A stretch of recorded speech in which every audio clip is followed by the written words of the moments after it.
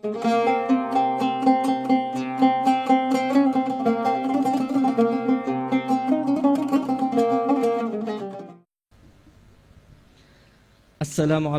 warahmatullahi wabarakatuh. Tuan-tuan, puan-puan hadirin sekalian, bertemu kita kembali pada pagi yang indah ini di dalam Dewan Sadina Abu Bakar Intim Institut Tadbiran Islam Malaysia. Majlis diteruskan lagi dengan forum perdana yang bertajuk Minda Sihat, Pencetus Ummah yang Berinovasi dan Berintegriti. Untuk pengetahuan para hadirin sekalian, moderator forum perdana pada hari ini ialah Al-Fadhil Ustaz Ashraf bin Ismail dari Jabatan Agama Islam Perak.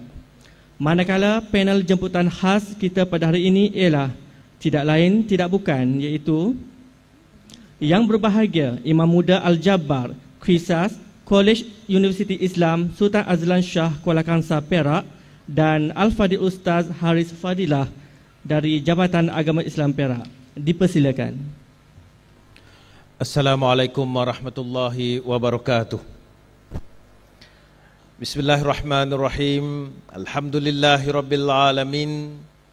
Wal aqibatu lil muttaqin wala udwana illa 'alal zalimin. Asyhadu an la ilaha illallah wa asyhadu anna sayyidana Muhammadan abduhu wa rasuluh.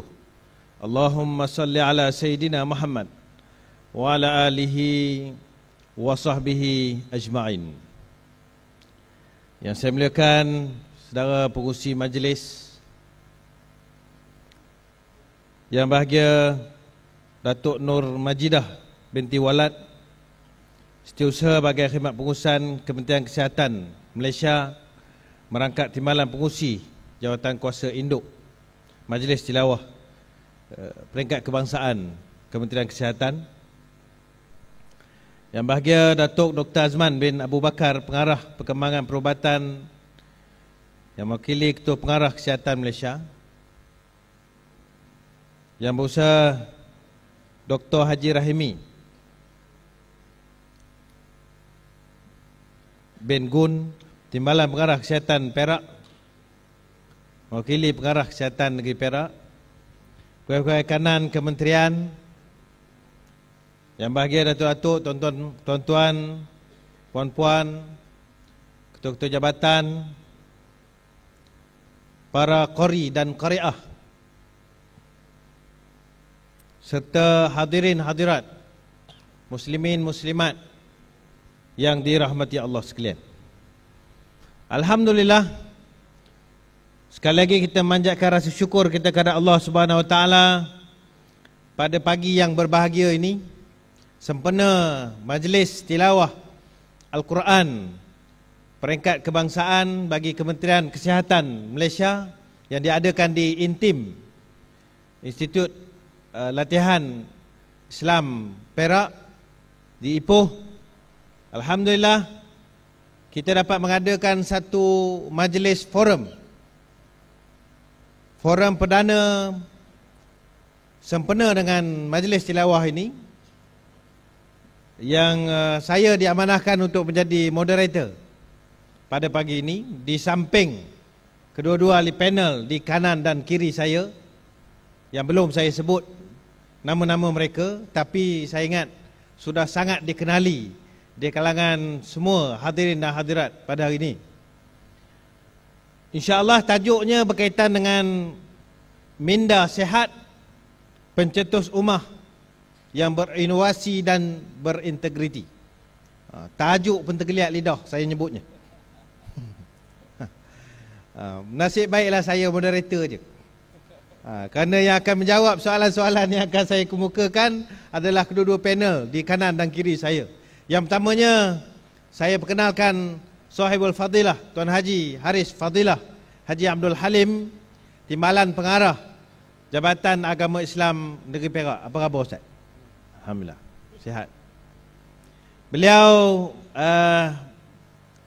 dulu berpendidikan di Sekolah Menengah Izzuddin Shah dan kemudian melanjutkan pelajaran ke Kuza, kemudian ke Universiti Al-Azhar di dalam bidang lughah, dalam bidang bahasa Arab. Lepas itu di Jabatan Agama Islam Perak beliau adalah ayam tambatan kami lah untuk isu-isu berkaitan dengan luar negara, terutamanya Asia Barat lah, insyaAllah.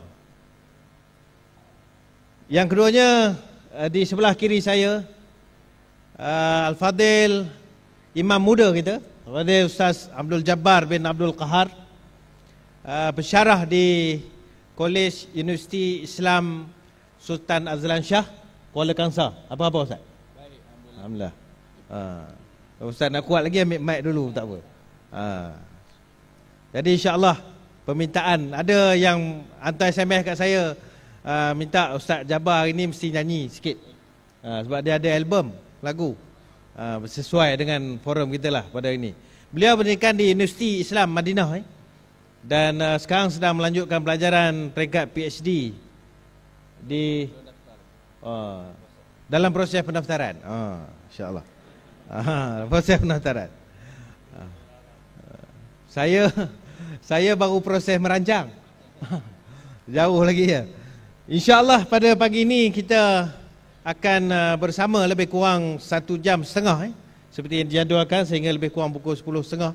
Tapi masa kita dah terlajak, jadi saya tak ingin nak panjangkan lagi celoteh saya. Lebih baik kalau saya teruskan kepada panel kita yang pertama pada pagi ini, pada Ustaz Tuan Haji Harith Fadilah kita. Soalannya ringkas, jawabnya pun boleh ringkas, boleh panjang sikit. Bila kita bincang topik kita pada pagi ini berkenaan dengan kesihatan ataupun kesihatan minda, ataupun disebut sebagai minda sihat. Jadi sebelum kita fokus kepada minda sihat ini, kita ambil dulu apa yang dikatakan kesihatan itu, bagaimana pandangan Islam tentang kesihatan itu, dan galakan Islam menjaga kesihatan. Silakan Ustaz. Assalamualaikum warahmatullahi wabarakatuh, dan salam sejahtera. A'udzubillahi samil alim minasyaitonir rajim. Bismillahirrahmanirrahim. Alhamdulillahirabbil alamin, wassalatu wassalamu ala sayidina Muhammad wa ala alihi wa sahbihi ajma'in. Asyhadu an la ilaha illallah wahdahu la syarikalah, wa asyhadu anna sayyidina Muhammadan abduhu wa rasuluh. Allahumma salli ala sayyidina Muhammad wa ala ali sayyidina Muhammad, amma ba'd. Yang saya kasihi sahabat saya Sayyidul Fadilah Ustaz Ashraf Ismail, penulis gandingan, Imam Muda Abdul Jabbar, yang bahagia Datuk Nur Majdah binti Walad, seusia bahagian khidmat pengurusan Kementerian Kesihatan Malaysia, merakap timbalan pengurusi Jawatankuasa Induk, yang bahagia Datuk Dr. Azman bin Abu Bakar, pengarah perkembangan perubatan mewakili Ketua Pengarah Kesihatan Malaysia, yang berusaha Dr. Haji Rahimi bin Gun, timbalan Pengarah Kesihatan Negeri Perak, bahagian perubatan mewakili Pengarah Kesihatan Negeri, pegawai-pegawai kanan kementerian, sahabat saya Sayyidul Fadilah Ustaz Firdaus Saleh, Pengetua Institut Takbiran Islam Perak Intim, yang bagi datuk-datuk, tuan-tuan, puan-puan Pengarah Kesihatan Negeri, hadirin hadirat yang dirahmati Allah Subhanahu wa taala sekalian. Alhamdulillah, kita bersyukur kepada Allah Subhanahu wa taala kerana pada pagi ini dengan izin, dengan petunjuk, dengan hidayahnya, maka kita dapat bersama-sama dalam satu majlis forum ehwal Islam untuk sama-sama kita meneliti kehidupan yang telah diamanahkan oleh Allah Subhanahu wa taala kepada kita ini, alhamdulillah. Dan saya bersama dengan kita pada hari ini ialah tokoh-tokoh kita yang juga qari'ah kita, yang tak sabar-sabar rasanya saya lah menanti-nanti keputusan. Yang keputusan tu dah ada, tapi belum diumumkan. Jadi berdebar-debar mendengar apa nama forum kita ni pun tak apa nak syok. Keputusan yang penting tu, InsyaAllah tengah hari nanti akan diumumkan, walaupun saya dah tahu sebenarnya. Tuan-tuan dan puan-puan, hadirin hadirat yang dirahmati Allah, tajuk kita, tajuk besar, tajuk berkaitan dengan kehidupan, tajuk kesihatan. Kebetulan depan kita ni orang kesihatan, orang perubatan. Saya nak bercakap berkaitan dengan perubatan kesihatan ni rasa segan sikit. pakar-pakar perubatan depan kita Ustaz ya. Nak bercakap depan demo, biar betul. Tapi tak apalah ya. Kita cakap dari skop perspektif agama ya. Kita tahu bahawa tak ada dalam Islam tidak ada satu benda yang ditinggalkan oleh Allah Subhanahu Wa Taala. Turunnya ayat 3 suratul Maidah, auzubillahi minasyaitonirrajim. Al-yawma akmaltu lakum dinakum wa atmamtu alaikum ni'mati wa raditu lakumul Islam madina. Sadaqallahul azim. Pada hari ini aku sempurnakan kepada kamu agama kamu. Agama dalam arti kata yang sebenar ialah cara hidup. Ya, pernah ditanya kepada seorang sahabat Nabi sallallahu alaihi wasallam yang bernama Qatadah kalau tak silap saya lah ya. Seorang bukan Islam tanya kepada dia, Nabi kamu ni ajar semua ke? Ya, ada tak? Dia nak pelekeh lah. Ada tak dia mengajar kamu cara nak buang air besar? Dia nak menghina lah kiranya. Ada katanya. Nabi saya Nabi kami mengajar kami kalau ketika kami membuang air besar, kami tidak boleh menghadap kiblat, tak boleh melakang kiblat, tak boleh membasuhnya dengan tangan kanan. Ya, menggunakan sekurang-kurangnya 3 ketul batu untuk istinja dan sebagainya. Semua itu dijelaskan. Bahkan saya suka menarik perhatian tuan-tuan dan puan-puan. Saya tak pastilah kajian ini daripada mana, tapi kajian ini tepat dengan apa yang nak saya sampaikan kepada tuan-tuan. Nabi SAW, ya, orang-orang barat ni buat kajian. Saya suka baca kajian-kajian mereka. Nabi Muhammad, bila dia nak buang air kecil, dia akan masuk, kita tahu bahawa dia akan tutup kepala dia. Masuk dengan kaki kiri. Kalau kita orang Islam, kita percaya dengan doa Allahumma inni a'udzubika minal khubusi wal khaba'is. Minta pada Allah, lindungilah aku daripada kejahatan syaitan jantan dan syaitan betina, dan daripada kotoran. Nabi akan masuk dengan pakai selipar, pakai kasut, terompak dan sebagainya. Nabi akan masuk dengan kaki kiri. Nabi akan duduk mencangkung, memberatkan sebelah kiri. Nabi akan selesaikan hajatnya. Bila Nabi selesaikan hajatnya, Nabi akan istibra'. Bahasa Arab istibra', bahasa Melayunya berdehem. Tapi ini untuk orang laki-laki aja. Ehem 3 kali. Orang perempuan jangan buat pula, melompat orang. Ya. Jadi orang perempuan dilurut daripada pusat ke bawah, tapi laki-laki berdehem. Lepas itu Nabi basuh, Nabi akan keluar dengan kaki kanan. Dan Nabi berdoa, alhamdulillahilladzi adhaba 'anil adha wa 'afani. Apa kesan? Orang putih dia tak peduli ni. Orang pakar-pakar yang buat kajian ni, dia tak peduli masuk baca doa ke, masuk kaki kiri, kaki kanan ke, dia tak peduli tu. Dia tahu apa kesan posisi duduk buang air kecil begini, apa untungnya daripada sudut kesihatan. Ya, rupa-rupanya mereka menemui satu keajaiban kepada orang yang duduk buang air kecil, mencangkung, memberatkan sebelah kiri itu. Keajaibannya apa? Insya-Allah orang ini tidak akan kena kanser prostat, yang kanser yang ditakuti oleh orang laki-laki sekarang, kanser kelenjar. Insya-Allah. Dan orang ini takkan kena kanser apa nama batu karang, takkan kena insya-Allah. Tapi hari ini mana orang ikut sunnah? Tak ada pun. Pergi RNR tu, udahlah berdiri nyembang pula tu. Mika dari mana ke tadi? Nyembang. Ya, yang nyembang tu tahan lagi. Yang tengah buang air berdiri tu datang kawan pula baru masuk. Oh, assalamualaikum, wagi salam pula tu. Yang seorang tengah buang air tu jawab pula waalaikumsalam katanya. Lagi hancur tu. Ya.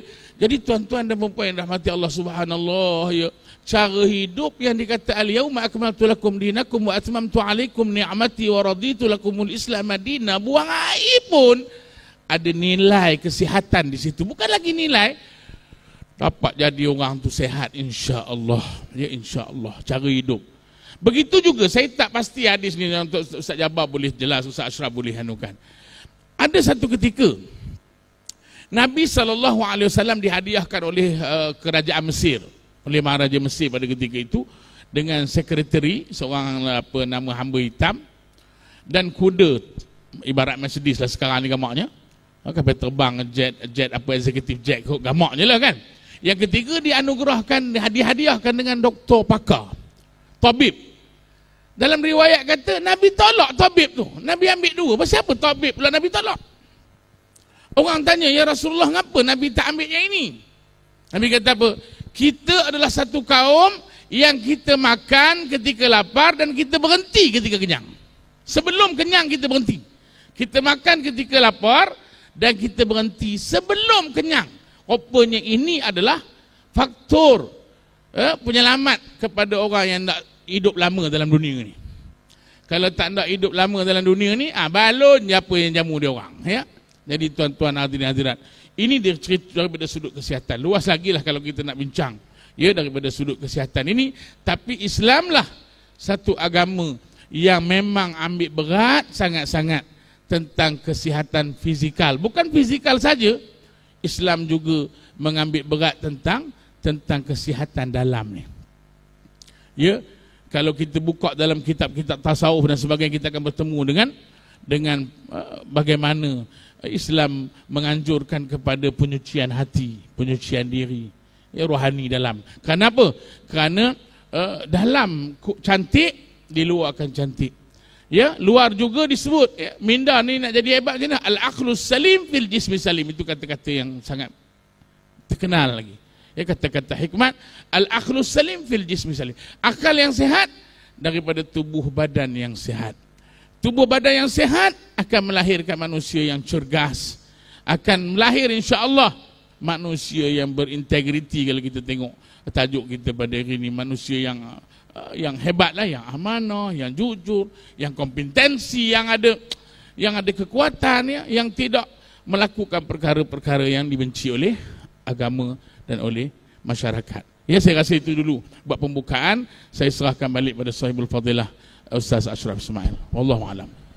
Alhamdulillah, penjelasan awal secara ringkas apa yang dikatakan kesihatan itu. Bahkan sebenarnya dalam Al-Quran, dalam hadis Nabi begitu banyak, Nabi SAW menggalakkan kita atau menceritakan kita tentang bagaimana kita disuruh untuk sungguh-sungguh dalam menjaga kesihatan ini. Dan kesihatan ini disebut ulama sebagai salah satu nikmat yang paling besar. Seperti mana yang Allah Ta'ala sebut dalam Al-Quran, wa in ta'udu ni'matallahi la tuhsuha.